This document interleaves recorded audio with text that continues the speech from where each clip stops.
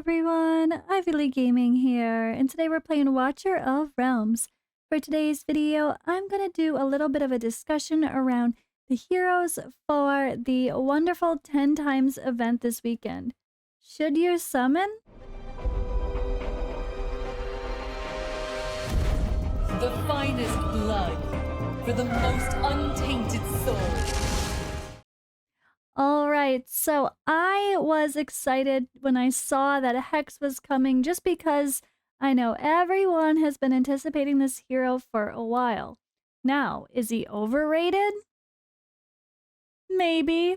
But hey, people love him, people are excited, and let's be honest, for good reason. He just looks amazing. He's such a unique character, and to be fair, he does deserve some serious love. So I want to talk about him.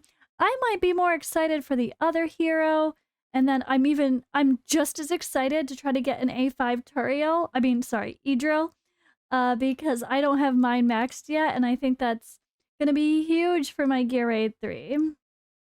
Vortex, I already have maxed out, so those will just be for my Awakening shop, I guess. And Scorch, I don't really need when I have a million other fighters to use, so want. But yeah, there's lots of great things to talk about. So typical Friday through Sunday is going to be this 10 times event for both Invocation of Spirits and Divine Summoning, aka rare and legendary summoning crystals. There's no other summoning event this weekend, so not to fear, you're gonna feel safe to pull. And let's be honest, you guys probably already know my opinion. I personally rate a 10 times typically above a 2 times event on which should you pull for most people, because right now the 2 times events do not include epics. And so what at least when it comes to pulling for Invocation of Spirits, the rare crystals, because okay, a 0.5% chance goes to a 1% chance, and let's be honest, how often do we still hit well over 100, hell, even 200, close to that pity, even during a 2 times events when they're summoning a rare crystal. It's just, it doesn't feel exciting. Usually the divine summons are better luck for me. I mean, 6% to 12% during a 2 times is much better. But at the end of the day, I mean, I definitely prefer a 10 times. Personally, I've had so much better luck at raids during 10 times. I don't know. I mean, it's 0.5% or it's 1% chance for a legendary during 2 times. And now, yeah, it's not that much. It's not great either way. So if you're gonna pull, I feel like it's better to pull for something you really want. Although, of course, if you're always pulling during 10 times events, you're never gonna have chances to get the other heroes. Like some of the legendary lords, the best chance to pull is during a 2 times. But again, at the very least, 10 times with your rare summoning crystals, I think is the best time to pull. Just because, for one, this particular one has 3 heroes that are going to help most anyone's account. Even Scorch is probably the least exciting, but he is an AoE fighter with double space for his range. So you can use him like how I would talk about Ain, where you put a defender or another fighter in front of him, and he can do a little bit of AoE damage too. And I feel like that can come in handy. His ultimate just increases his attack and just make him smack, give him attack speed and have him go crazy. He could probably be pretty helpful in some Gear Raid 1 even. Just place him behind the wall and just have him go crazy. I really think he might be a bit underrated, and he's someone we should give a chance if you're lacking fighters. But Vortex is obviously a top tier healer. Everyone loves Vortex. He's got that very wide shield. And he's just a very, very good hero overall. Very strong. And then, of course, Idril is our lovely former Turiel that we all love, with like an insane Awaken 5 that just extends the duration of her amazing ultimate. And I love her. And she's a huge key for Gear Raid 3, the hardest stages. And speaking of the hardest stages, that's where our friend Laseer comes in. So I'm actually more excited for Laseer than I am Hex, because Gear Raid 1 is hard.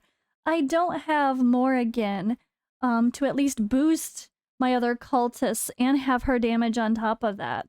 Like, if I could have Morrigan and Zealous and Iona, and with the boost and Morrigan's damage, I'd be fine, I think, with Comet alongside them.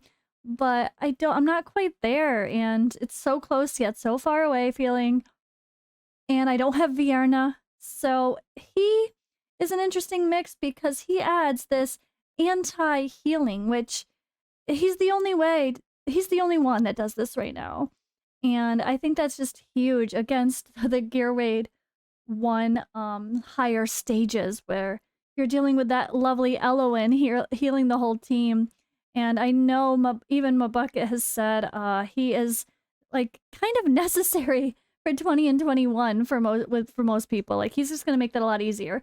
Of course, some people have super OP lineups and gear to go along with it, and maybe you have beat stage 20 or 21 of Gear Raid 1, well then maybe he's not as exciting. So if you're one of those people that have already beat Gear Raid 1 stage 21, you probably don't need Laseer. But if you're looking to progress 19, 20, 21, this guy is probably a wonderful solution. So again, let's go through the skills here. Basic attack, simple, damage to 5 enemies. Anti-healing is just so great with this AoE damage as well. Anti-healing is going to be so helpful. I really, really want this as part of my arsenal, you know? And then we have a passive here, an auto. Every 5 seconds inflicts slow on adjacent enemies based on their sand erosion stacks. And the sand erosion is applied through the talent. So basic attack and ominous sandstorm apply. Sand erosion on the target stacking up to 3 times. Sand erosion, each stack deals magic damage equal to 10% of the caster's attack per second. So this is a damage over time mixed with an anti-heal and crowd control with a slow. Like he's just got such a good kit for Gear Raid 1 that I feel like he is a must-have. And that's why he is probably my most wanted of the 2. I think he's going to be a huge key. He's also got this passive when when an enemy with 3 stacks of sand erosion dies within the basic attack range, grants another nearby enemy 2 stacks of sand erosion. This effect can be triggered up to 1 time every 8 seconds. So lots of damage over time for this guy. He's not too bad, cost of 17, same as Iona, pretty nice. Yeah, I mean, he's got, let's see, look at his stats, max level. Pretty typical for mages, so I'm happy there. And yeah, I really want him. I really, really do. And this is really nice here too. His Awaken 1, 15% extra damage to targets with anti-healing. And anti-healing is like a debuff. So this is a pretty good kit. Behind me here, the Awaken 3 says, in 10 seconds after performing Ominous Sandstorm, the trigger interval of Undead Erosion becomes 1 second, and each cast of it affects up to 2 enemies. All damage with the 4 and 5 inflicts Immobilize on enemies with 3 stacks of sand erosion when erosion domain is triggered. So they just are unable to move. So all of that is really going to help Gear Raid 1. Slows, Immobilize, like he's built for Gear Raid 1. And I really hope I pull him to make those stages easier. Because I don't know if I'm ever going to get a Vierna or a Comet. And I know I can do it with the people I have, but my god, I need to get pushing these gear raids. I've just been not taking the time to do it is really the key. Except Gear Raid 1, I've been going over and over and over again. I've even been using Autumn to boost crit rate and crit damage, which has been the closest I've come so far. Using Autumn and Dolores to boost my damage dealers, and man, it's been fun. It's so close. But it's, again, just a little bit of tweaking with damage overall for my accounting gear. But maybe this guy would help make that a little bit easier. So I'm really down for that. All right, now Hex, he has been like the most anticipated hero. So he is a magic damage dealing, penetration against heavy armor, right? Marksman, so that can really come in handy, especially in Void Rift, or maybe those Chapter 9 annoying boards with all those new opponents that I hate ever so much that also show up in Void Rift, for example. But honestly, his kit overall is not going to be... I think I really do agree with Mabucket. I watched his video too because I wanted to see what his updated opinion was on him. And he really does rate him as like not a gear raid hero. And most people need gear raid heroes more than they need niche heroes for things. So while he will be great as probably one of the strongest, if not the strongest, single target magic damage dealing hero in the game, he's also not going to really help you necessarily progress. If you're stuck in the marksman stage, he's not going to be your answer per se, and that's something to consider. Let's see. So we have his talent gains 1 card of fate with each attack. When having 4 cards, the hero has a chance randomly to obtain and acquire 1 card from the following: Temperance. These are all complicated. I'm just going to try to read through it fairly quickly. Temperance throws 3 cards, dealing 140 damage while inflicting 75% slow for 5 seconds. Death deals 500% damage 1 time, inflicts burning. And then Strength increases attack by 30% and attack speed by 70 for 25 seconds. So he has this random chance here. It's really interesting. His kit is all about randomness. It makes me think of Chincha from Honkai Star Rail, where I'm like, I don't like the random. So like the more I look at him, the more I'm like, I don't know that I like the random, even though I know he has amazing potential. I'm not a fan of random kits. There was a random debuff at a random time, or a random buff at a random time, random damage. I'm not a fan of random when it comes to these games. But of course, maybe that could be fun and really benefit in something like Arena.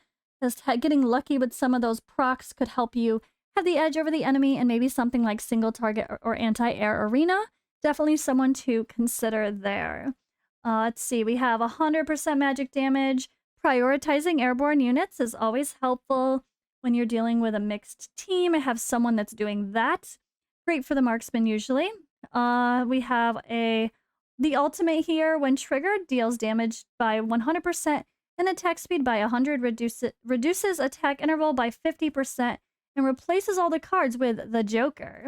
So the Joker card deals 400% damage 3 times and inflicts burning for 5 seconds. So the Joker's like a better version of Death, which is like 500% 1 time and inflicts burning. This is 400% 3 times and inflicts burning. So that's pretty cool. I really like that. It sounds like a very strong ultimate. And as you can see, they're using him as an example of someone to use in those Chapter 9 new boards that we have, which are also, again, part of the Void Rift. So I kind of think he's a specialized unit for that, which could be a good thing. Those boards suck. And maybe actually, the more I think about that, I really hate those stages. So maybe having him as a specialist for that would make me quite happy too. Of course, I still want him. I want both heroes, and I might be willing to spend a little to make that happen. I haven't been spending too much in this game lately, and I might be willing, but I have a crap ton of diamonds, so hopefully my summons will be enough to get both.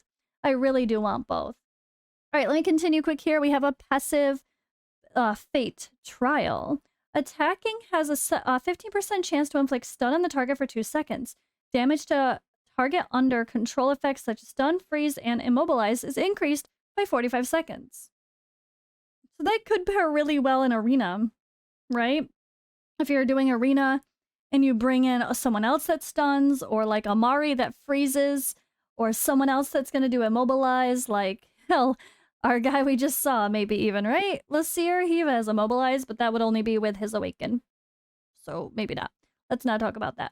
But yeah, this could synergize well depending on your team. And then we have another passive Fate, the Hermit. When triggered by receiving damage, resists the incoming damage and gains invisibility for 3 seconds. This effect can only be triggered 1 time every 50 seconds.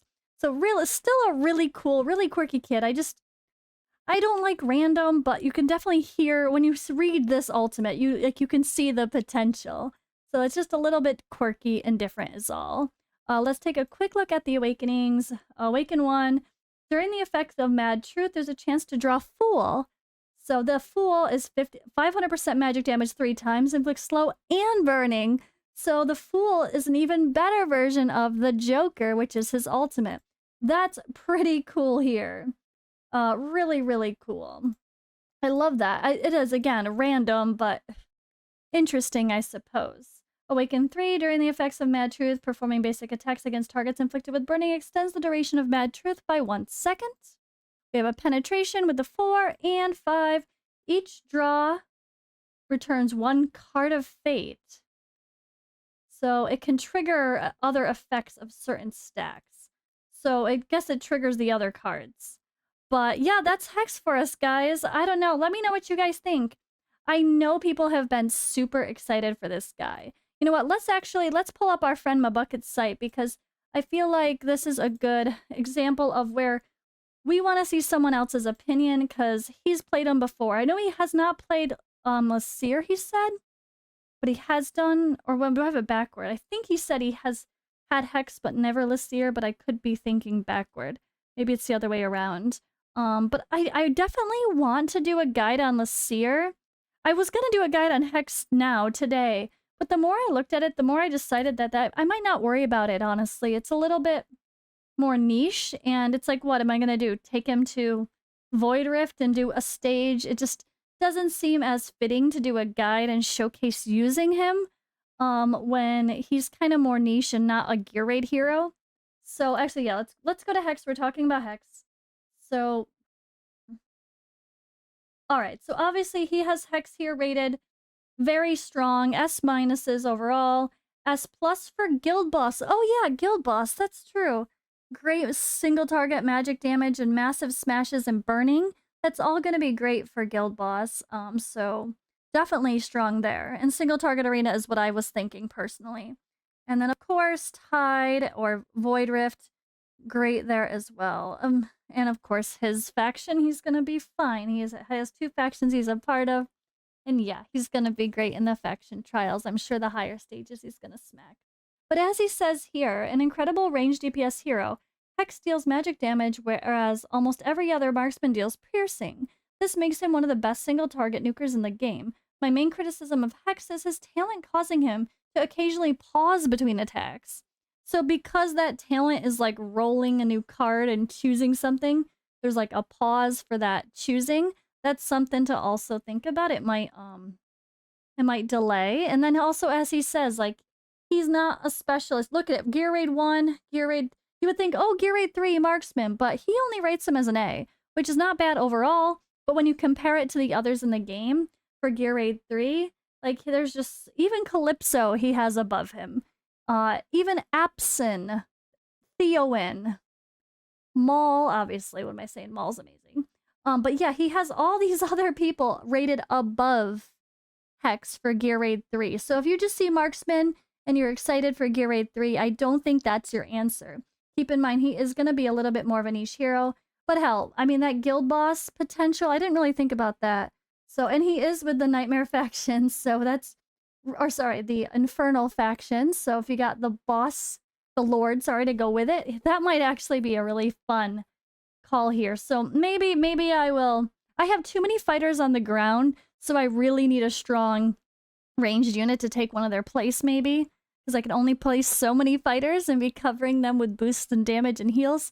So maybe Hex would be quite fun for me to add to my roster after all. But I think I'm still more interested in Laseer. Laseer is just so good. So one of the only heroes that can make Gear Raid 1 stages 20 and 21 possible due to his anti-healing debuff. He also offers a decent amount of burst damage, but his main use is anti-healing, which will likely become more useful with future content. Zealous's artifact at max level does not even compete. 45% versus 100. Ooh, alright, so again, Laseer's not going to be great everywhere. He does give him an A overall, but Gear Raid 1, he's just a monster, an S+. So this is a niche hero that's only good for one place, but I think farming the gear raids is the most important thing in the game. Like, I'd rather just stay at Void Rift normal for a long time, but dramatically progress my gear raids so that I can actually get better gear on my people, so I can be better to do Void Rift in the future. But that's kind of my thoughts, guys. I think this is an amazing banner to pull on. You guys know we also have Turiel, and Vortex is a top-tier healer. Edril, as she is called now, is a top-tier marksman. Where is she? She's not this far down. She's not that far down. I guess the name change is funny. Turiel, she's still listed as here.